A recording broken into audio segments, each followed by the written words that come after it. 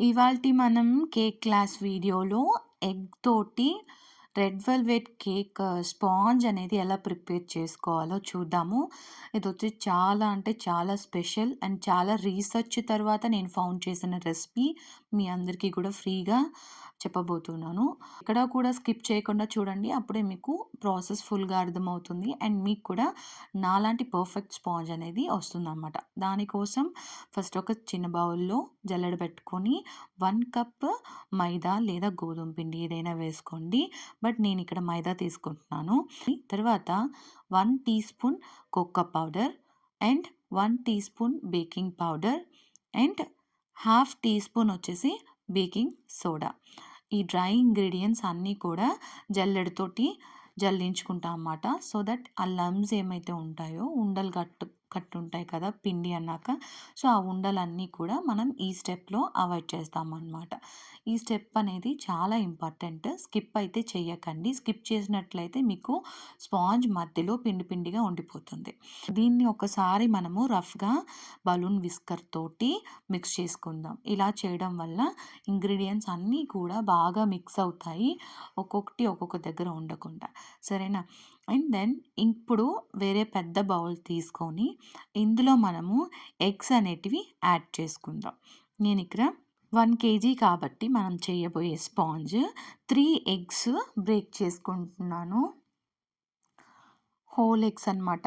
Eggs కూడా room టెంపరేచర్‌లో ఉండేటివి తీసుకోండి. కొంతమంది ఫ్రిడ్జ్‌లో పెట్టి చేస్తుంటారు. అలా చేస్తున్నప్పుడు మీకు ఫ్లఫీనెస్ రాదు.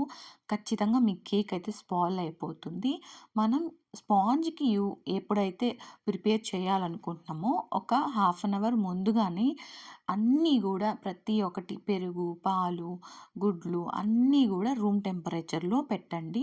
సో దట్ అన్నీ కూడా కూలింగ్ తగ్గిపోయి రూమ్ టెంపరేచర్‌లోకి వస్తుంది. అట్లా ఉన్నప్పుడే మనం యూజ్ చేయాలి. ఇందులోకి నేను 1 ½ టీ స్పూన్ వెనిల్లా ఎసెన్స్ అనేది యాడ్ చేసుకుంటున్నాను. బౌల్‌లో పెట్టిన తర్వాత మనం హ్యాండ్ మిక్సర్ తోటి బాగా బీట్ చేసుకోవాలనమాట. ఈ ఎగ్స్ అన్నీ గూడా బాగా బీట్ అయ్యి ట్రిపుల్ క్వాంటిటీ వస్తుంది మనకి. ఒక ఫోమీ కన్సిస్టెన్సీ వస్తుందనమాట.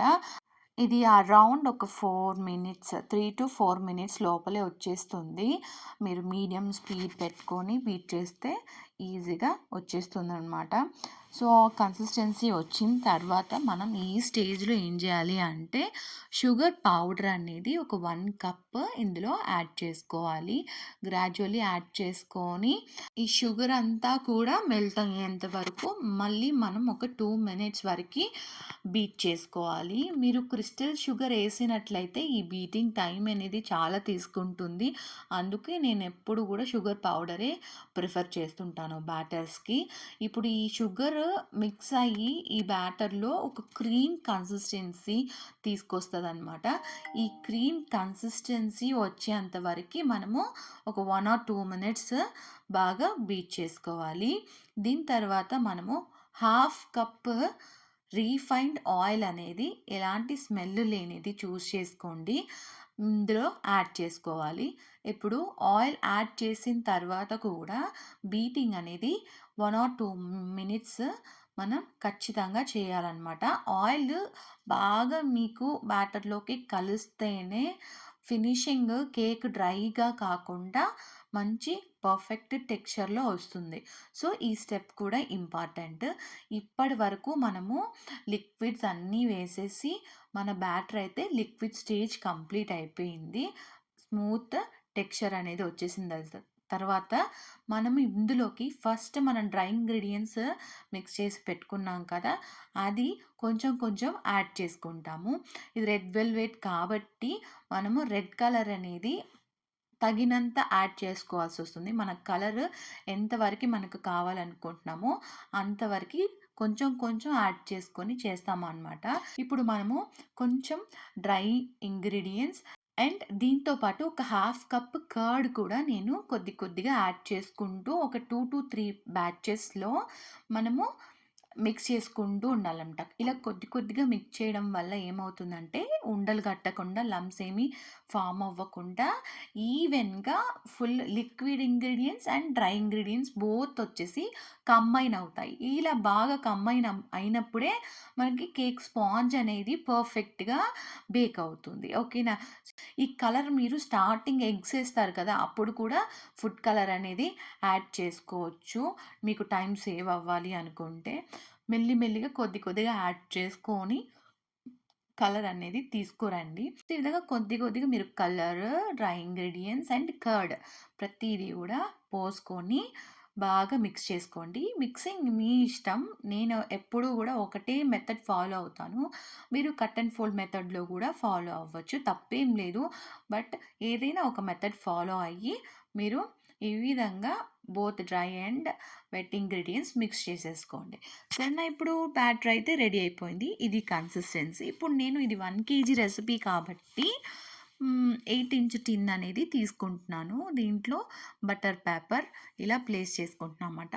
పార్చ్‌మెంట్ పేపర్ అయినా తీసుకోవచ్చు. ఏబీ లేకపోతే ఆయిల్ అప్లై చేసి మీరు కొద్దిగా పిండి చల్లించుకొని కూడా ఈ బ్యాటర్‌ని అందులోకి పోసేసుకోవచ్చు. ఓకేనా? ఇప్పుడు ఫుల్ బ్యాటర్‌ని అందులో పోసేసుకుందాము. దీని తర్వాత ఒకసారి మీరు ఒక 2 టైమ్స్ ఆ టిన్ ఏదైతే ఉందో దాన్ని ట్యాప్ చేయండి. ట్యాప్ చేసినప్పుడు ఏమవుతుంది, అందులో ఉన్న ఎయిర్ బబుల్స్ ఏమన్నా ఉంటే గూడా అది పోతుందనమాట. సో, హోల్స్ పెద్ద పెద్ద హోల్స్ ఏమి క్రియేట్ అవ్వకుండా అవాయిడ్ చేయొచ్చు ఈ స్టెప్ ద్వారా. మనము ఎలా బేక్ చేసుకోవాలి అని మన ఛానల్‌లో ఆల్రెడీ మన క్లాసెస్ వీడియోస్‌లో ప్రీవియస్ చూసున్నాం కదా! ఆ వీడియోస్‌లో చూసి మీరు తెలుసుకోండి. తెలియని వాళ్ళు ఎవరన్నా ఉంటే ఎలా బేక్ చేయాలో చూసి బేక్ చేసేసుకోండి. నేనైతే ఓవెన్‌లో ఒక 35-40 మినిట్స్ పట్టింది నాకు. 180 డిగ్రీస్ పెట్టి ఇలా ఈ విధంగా స్పాంజ్ పర్ఫెక్ట్‌గా బేక్ చేసుకున్నాను. కొంచెం ఓవెన్ టూ హాట్ అయింది. అందుకే నాకు లైట్‌గా క్రాక్ వచ్చింది. సో, అది రీజన్. ఎక్కువ హాట్ ఉంటే సమ్‌టైమ్స్ క్రాక్ వస్తది. బట్ ప్రాబ్లమ్ లేదు. ఎందుకంటే మనం పైనుండేది ట్రిమ్ చేసిన తర్వాతే కేక్ అసెంబ్లీ చేస్తాం కాబట్టి ప్రాబ్లమ్ అయితే ఏం లేదు. ఓకేనా? మీకు కావాలి అనుకుంటే అంటే స్పాంజ్‌లో చాలా టైప్స్ ఆఫ్ ప్రాబ్లమ్స్ వస్తుంటాయి. సంక్ అవ్వడం అంటే మధ్యలోకి లోపలికెళ్ళిపోవడం, ఇలా క్రాక్స్ రాకుండా ఎలా అవాయిడ్ చేయాలి? అండ్ కేక్ స్పాంజ్ అవ్వకుండా రబ్బర్‌లా ఉంటుంది డౌన్ లేయర్‌లో. ఇలా చాలా సమస్యలు చూస్తుంటాను నా స్టూడెంట్స్‌కి. వీటి గురించి మీకు ఐడియా రావడం కోసం ఒక వీడియో కావాలి అనుకుంటే నాకు కామెంట్స్‌లో చెప్పండి. నేను నెక్స్ట్ ఆ టాపిక్‌తో క్లాస్ అనేది ఇస్తాననమాట. ఈ వీడియో మీకు ఎంతో కొంత యూజ్‌ఫుల్ అనిపించింది, కొత్త విషయం తెలుసుకున్నాం అనుకుంటే లైక్ చేయండి మన వీడియోకి. కేక్ అయితే చాలా బాగా బేక్ అయింది కదా! చాలా స్పాంజీగా బాగొచ్చింది.